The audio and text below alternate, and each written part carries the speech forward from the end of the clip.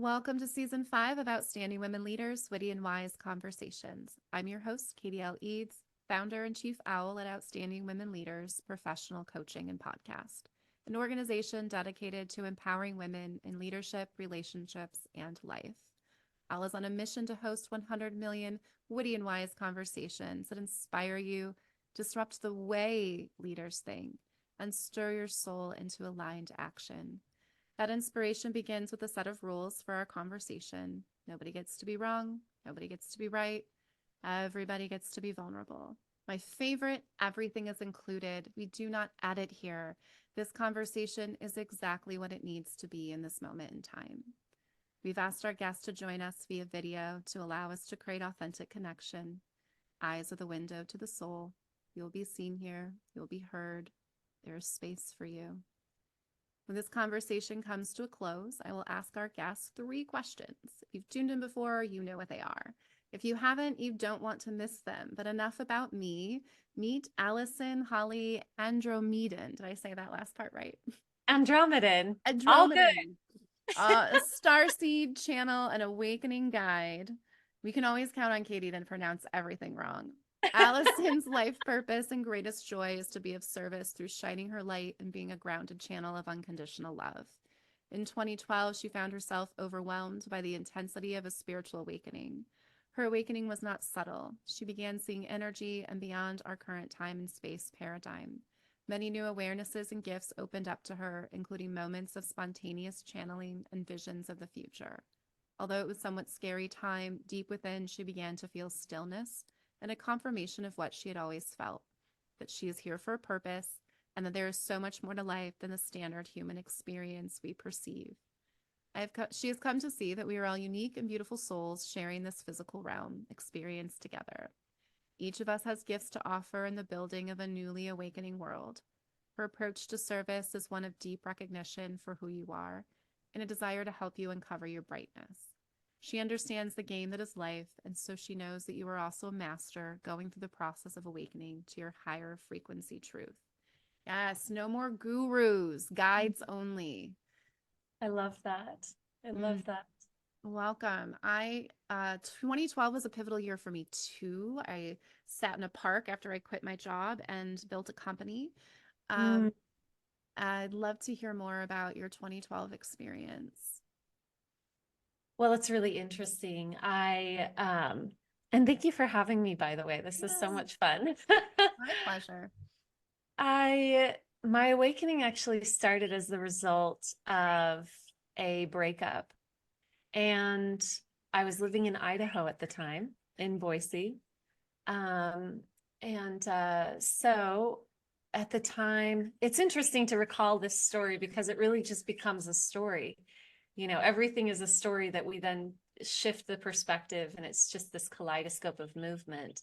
So anchoring into that memory, it was really, really intense. It was really, really intense. I sort of had almost like a bursting open, and I could feel it. It was nearly tangible. I don't know if you can hear this beautiful bird here. I'm sitting outside.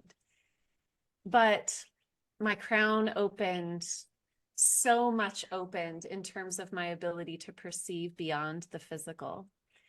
And I started spontaneously channeling. I would have periods of time where time would morph and shift. So everything would move in slow motion or it would go in fast motion. Also, I was completely sober. I wasn't on drugs, but it sure felt like it. And this went on for 2 to 3 months, this level of intensity. I would talk to people and there would be multiple versions of them that I could see that I was interacting with.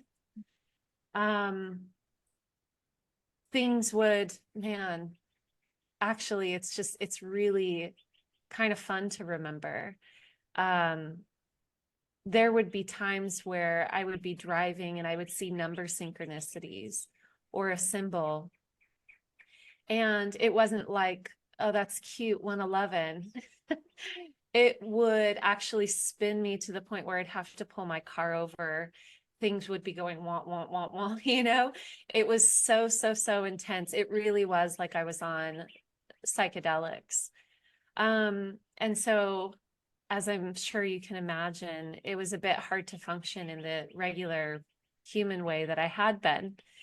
So at that point, you know, I was I owned and operated a dance studio, and I sold it. I needed to be done. I could no longer function the way that I was. So I slowly started shifting my life and shutting things down and moving forward. And a lot of times when I tell people how intense my awakening was, a lot of times people ask me, were you scared?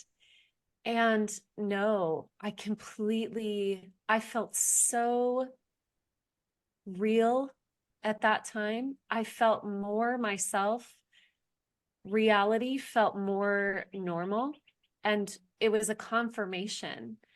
So it was as if there were these things. I could compare it to like walking through a dark room for my whole life. And there was these things that I could kind of sense, and I kind of knew, and I could sort of feel this energy over here. And I sort of knew that this was different, but I couldn't put my finger on it. And then the lights just went on and everything was confirmed.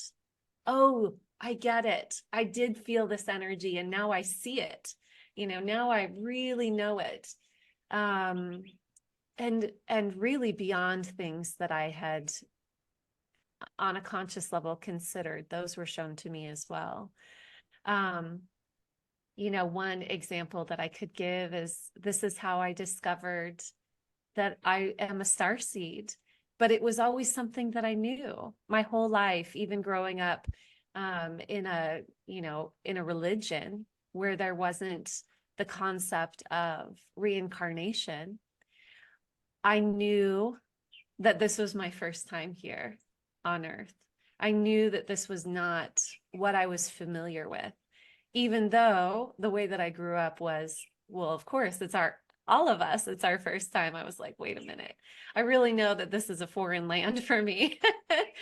And, you know, that was one of the first things that I consciously channeled. So I had many, you know, at the beginning of my awakening, I started spontaneously channeling and things would just sort of start to come through. It felt like a pressure on the top of my head, sort of like when you know you have to go to the bathroom, that sort of knowing, like knocking on the door.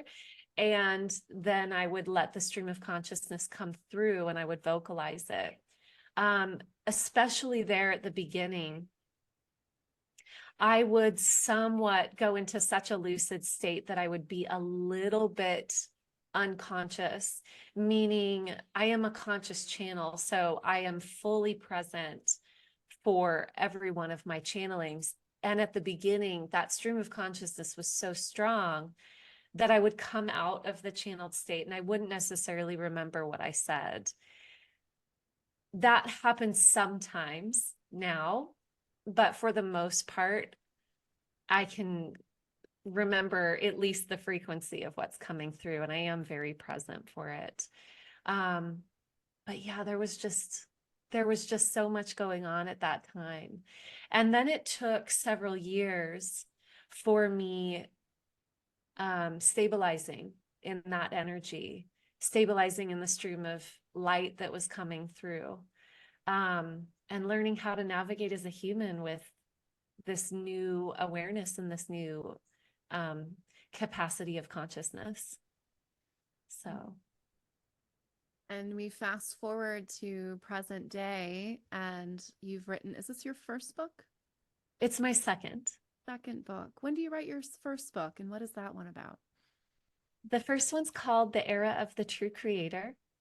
And this was a compilation of channeled information. So what I would do is I would go into channeling, channel space, and I would record it and then I would transcribe it. And I actually noticed that there was sort of a theme. I went down to Peru in,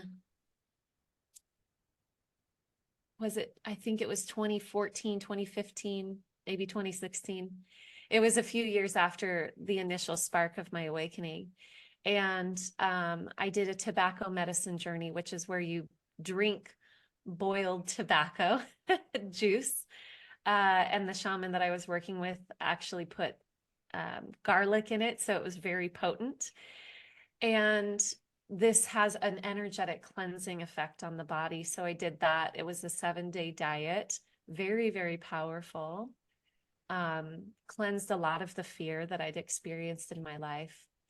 And what came through several days into the diet was the outline for this book. And then I witnessed, it was so, so powerful for me. I witnessed that all of the channeling that I had done up until that point fit into the different chapters. It was so fascinating. It was telling a story. It makes me want to cry. It was really, really profound to be a part of and to be the channel for. And I also remembered at that point that I'd had a vision where I was speaking in front of a large group of people and I was saying essentially the first line of the book. So it all kind of came into one moment. But it took me I want to say another 4 years to publish it. Because I needed to live the experience of the book. And that's similar for my most recent book, Ecstatic Playground, where I got the signal, this is what you're writing about. This is what you're going to be offering. And then for about 4 years, I lived what I was writing about. And even though my book is about play, as I shared with you previously, the lived experience was really a lot about why we don't play and what keeps us from play and all of the control paradigms that we put ourselves under. And the perfectionism and the fear and so many things. So it's a book about play, and it is a light book, but it also really, really will be helpful for people who are very resistant to play. And if you feel violent or angry or fearful, if you feel intensity of emotions come up as I talk about play, then I invite you to look at that and to dive into the book, because I do touch on all of those things. My spirit guides and my Akashic said that I needed to play more. And and my response was, but I have so much fun at work. Isn't that play with what I'm doing? That's how the capitalistic society beats you down. When you finally love what you do, you don't realize, hey, this is actually still work. There is another way to play. Yeah. Yesterday, a client canceled and I was able to go play at the dog park. And Oh, I had a post because I told a client after that I saw, when I didn't have any, only had 10 clients, I used to play every day at this dog park. And now I have too many clients and I don't play every day. Yeah, it's a good reminder that there was a lot of play in my life when I first got here. I did play in color. There are a lot of colorful rugs now in this room. I love that. The truth of it is that play is all of it. It's all of it. It In is. fact, it's even when we're suffering. It's even when we are so unconscious that we are diving into games of harm and separation. And again, when I call something a game, that may be triggering for a lot of people. I fully witness and recognize that. And, I'm here to shake things up a little bit. Yeah, I have in human design, I have 7 channels, and in human design, the gate of the game player is a channel I have. It is the 28 is my Jupiter, so it is my disciplinarian. And the only thing that the game player is ever willing to gamble is a gambler's share, money. But they're playing a game, and understanding purpose and meaning in life is playing the game. The hero's journey is the game that we walk. As you mentioned your book, my Akashic record also, she shared that my book wasn't ready yet. It's okay. I'm like, that makes sense. My book is Mom's Dead, Dad's Gay Now. I'm still funny. And we just needed a few more years of Mom being gone in order to write the story. But a few more years of Dad being gay, quite honest, because that's a Yeah. whole really great. I think he peaked early in the stories. Now it's mostly about Mom again. Yeah. I can't um, wait to read it. It'll be great. Hey, my business partner murdered my other business partner. That'll be a great chapter. Levity is hard for people, which is why I say you don't call me for grief counseling, although you should call me for grief counseling. Losing 5 people in our family in 5 years, you start to really understand the beauty of how we choose to enter and exit this world. Really profound, really powerful. So you're headed on a book tour. Intentionalities with your book tour.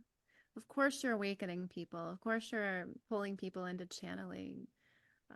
But tell us where you're going and what you're hoping to bring to those people that they can anticipate. When I checked in about the book tour as it was being formed, my guides told me it's about hugging people. So there's an intention. It's about hugging people. Being in person is a really powerful thing in this very digital age, which is fine. You know, it's wonderful that we can connect online. And it's also really, really profound activations can happen as we're in person. There's almost a new layer of vulnerability that exists because we are so online that when we meet in person, that it's exposing. It's very like, ooh, okay, it's intimate. There's so much intimacy in being present in person with each other. I'll also share this. There is profound activations that are coming through, and to the level of Shaktipat, if you've ever heard that. So Shaktipat is the transmission of opening the full channel of ourselves in a spontaneous moment.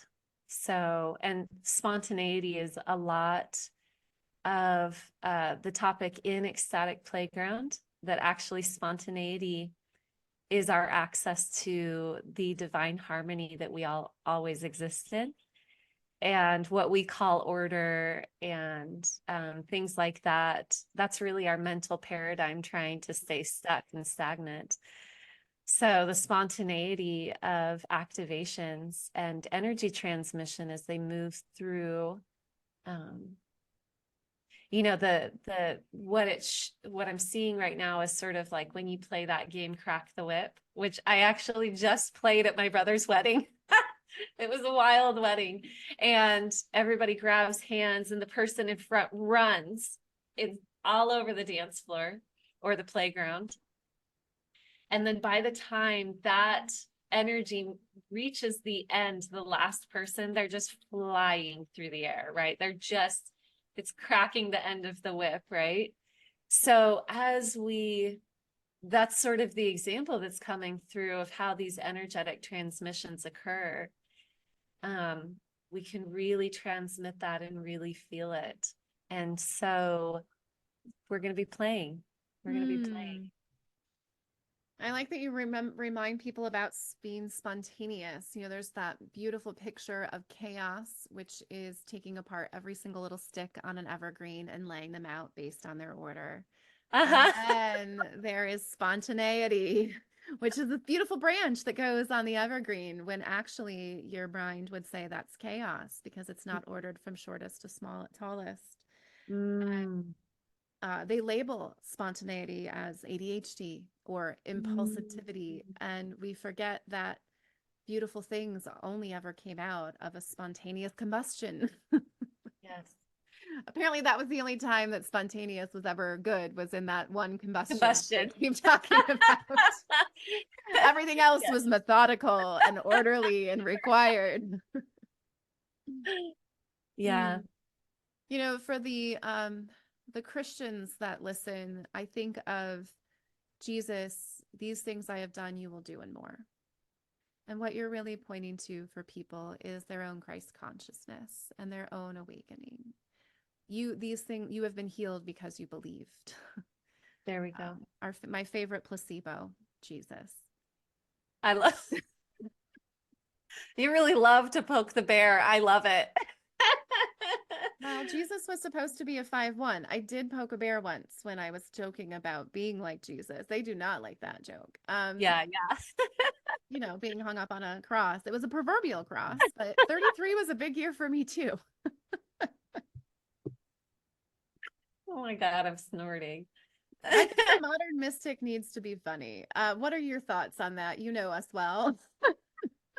I will say that the people that I am closest to in my life are absolute chaos and wild on some level, whether that means they're in great possession of the truth of who that they are and they show up as very orderly. I'm speaking kind of to the divine masculine, showing up very controlled and orderly, and yet what they can activate through that focus is profound.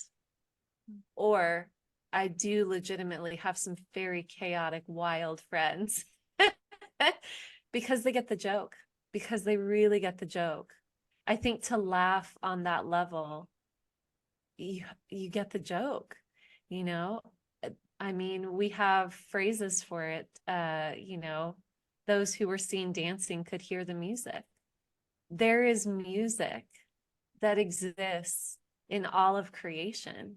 It's actual music. I have in channelings tuned into the vibrational song of the different planets dancing in the cosmos as we perceive it, and each one having their own frequency tone and how they sing together. There is very literal music that we can dance to. And when our mind is involved in holding these strict parameters, we can't hear it. It reminds me of those, the music or whatever that they put to reels where it's like, I'm hearing this one. And if you watch TikTok or Instagram, you know this one. It's like the Titanic theme song.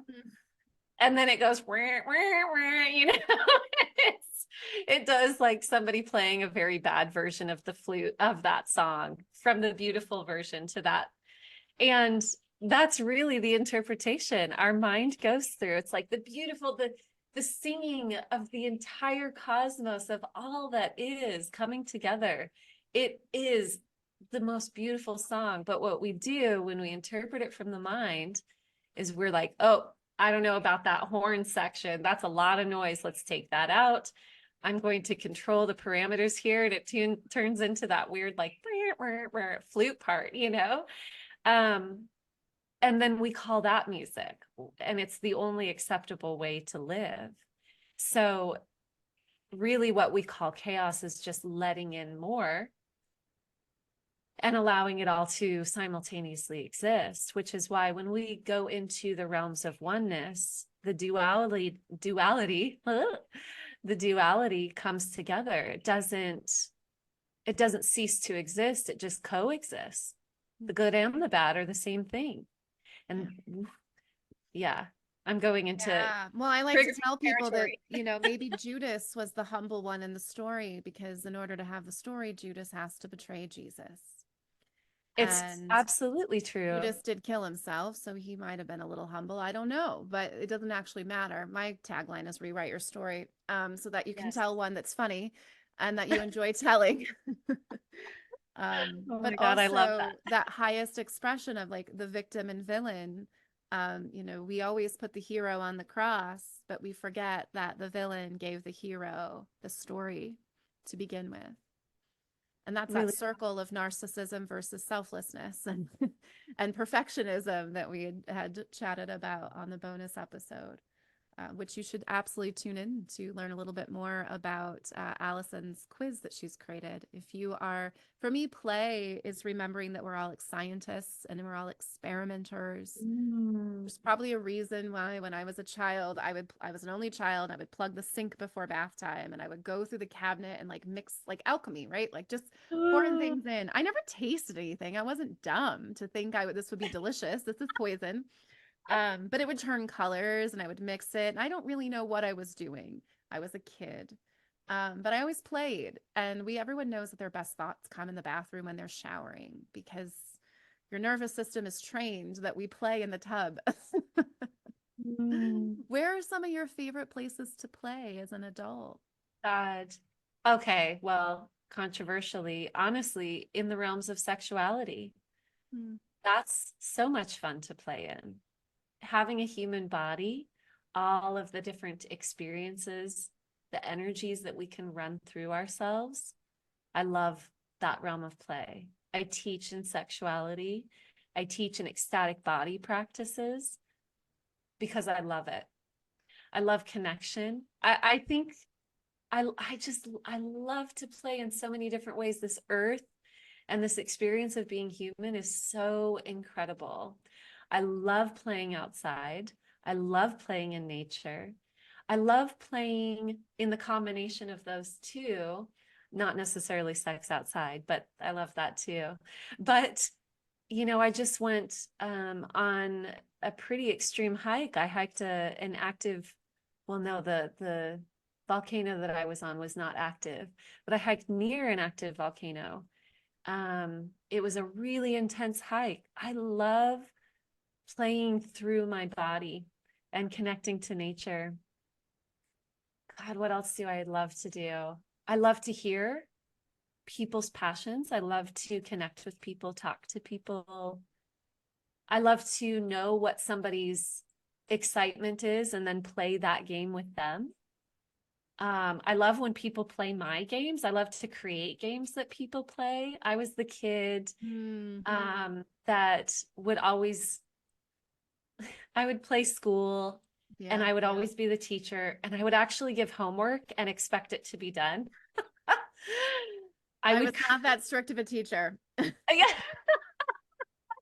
I always did. I look back on it. I'm like, whoa, girl.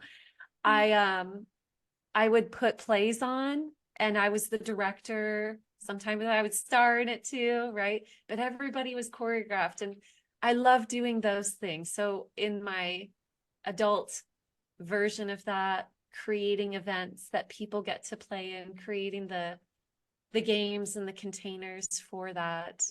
It's just really endless. I don't know if you can tell I'm very excited when I talk about it. Yeah, well, you got me excited because what I find the 5-1 so fascinating is we have similar, childhood experiences. I taught stuffed animals. That's why I didn't expect them to do their homework. But I did start a club, and I expected them to pay their membership fee of $2 and their monthly Yes. dues of 50 cents. And so, talk about directing. Yes. Mostly, I was starring in my own one-man show, creating songs. So you talk about music, and that is where I do my best channeling. Mm. um, right down to let's put Pandora on as we drive to the airport and as we pull in, hit the road jack, it comes on. And like, this is my life. And I joke about these things. It's like, how do you not take your life as a joke? Otherwise, I'm going to be paranoid that the FBI is messing with my phone, which may have happened once before in my life because the synchronicities can be overwhelming. Like, how is it that I just said that? And then the person walked by and said that. And that is just the fun part of nature. Yes. As we wrap up today, it seems silly to ask, but I have the same 3 questions I ask everyone. What is your superpower? Play, Hmm. joy, joy. And what is your purpose? Is it just going to be the same answer the whole time? My purpose is to remind every version of myself, which is every version of God, that we're creators. Hmm. And seems silly to ask, but what's next for you after the book tour? Well, I was being serious that likely the book tour will continue. So the book tour is really channeling and activation events, teaching people to channel. There are, at this point, there's just the West Coast portion of the tour, West Coast US, up on my events page, but it will be East Coast in the fall. And then I really, well, I'm remaining open to where I'm guided, but it feels like there could be a Europe portion, as well as I know that I'll be visiting Costa Rica in late November.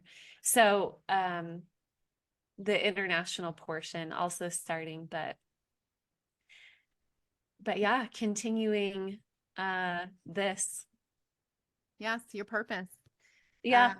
Um, and I'm happy to plug in, if I can, a few places that I'd like to, Please set you up do. with a tour, and I'll travel there as well. And I'll introduce you to some people I know that would love to meet you and experience your energy, which is really what we're doing when we're connecting with people. We are experiencing, I don't know, ourselves through them, whatever you want to look at. And if people want to experience you on the internet, where do they go? I would say that the most connected place is YouTube. Every week, right now it's on Sundays. I offer a live channeling for the collective. That's a really fun place for people to gather. It's free, and I always choose one person who's attending live. Uh, People submit their questions, and I choose one question to channel for. I also have a private membership community, which I'll give you the link for. And in that space, we do more community connection. I channel once a month, but it's a live video call, so you can ask your questions directly. And I have a book club that I'm starting inside the community, where I'm going to be diving deeper into each chapter of, right now it's just Ecstatic Playground. I'll probably do this for the era of the True Creator as well. And you can go deeper into my experience with writing it, the concepts behind the concepts that I see, that I've received, and also share your experience with reading it and receiving it. Mm, amazing. You can follow the Owl Podcast on Apple, Podbean, YouTube at Outstanding Women Leaders, Instagram, Facebook. Those are the places that we give a hoot about and hanging out for now. And if you like us, give us a little comment. Let us know that you're enjoying the content.